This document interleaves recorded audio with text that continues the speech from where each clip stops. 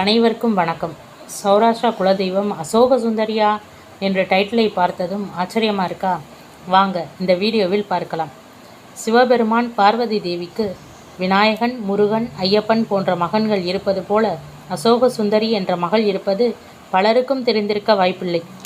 அசோக சுந்தரியை பற்றி பத்ம புராணத்தில் கூறப்பட்டுள்ளது என்னவென்றால், ஒரு சமயம் சிவபெருமானும் பார்வதி தேவியும் நந்தவனத்தில் கற்பக விருட்சம் மரத்தின் அருகே அமர்ந்திருந்தனர். பார்வதி தேவி சோகமாக இருப்பதை உணர்ந்த சிவபெருமான் என்னவென்று பார்வதி தேவியிடம் கேட்க, அதற்கு பார்வதி தேவி, நம்முடைய செல்வ புத்திரன் முருகன் கோபித்து கொண்டு பழனிக்கு சென்று விட்டான். தாங்களும் அசுரர்களுடன் போருக்கு சென்று விடுகிறீர்கள். நான் மட்டும் தனிமையில் சோகமாக இருப்பது போல் உணர்கிறேன்.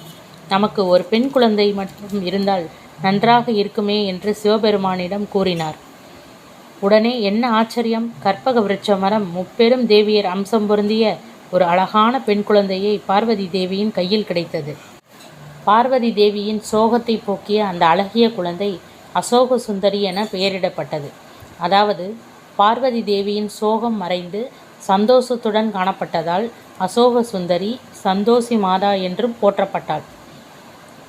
மேலும் மனதிலிருந்து தோன்றியதால் மானசா தேவி என்றும், பத்ரகாளியின் மகள் காளி என்றும் வணங்கப்படுகிறாள். நம் சௌராஷ்டிரா மக்கள் கூட அசோக சுந்தரியை சௌராஷ்டிரா தேசம் குஜராத்தில் வணங்கி வந்தனர். எப்படி என்று சொல்கிறேன். நம் சௌராஷ்டிரா மக்கள் அசோக சுந்தரி வழிபாட்டை சந்தோஷி மாதா விரதமாக கடந்த காலங்களில் வழிபட்டு வந்திருக்கிறார்கள். தற்போது அசோக சுந்தரியை குஜராத்தில் மட்டுமே வணங்கப்படுகிறது.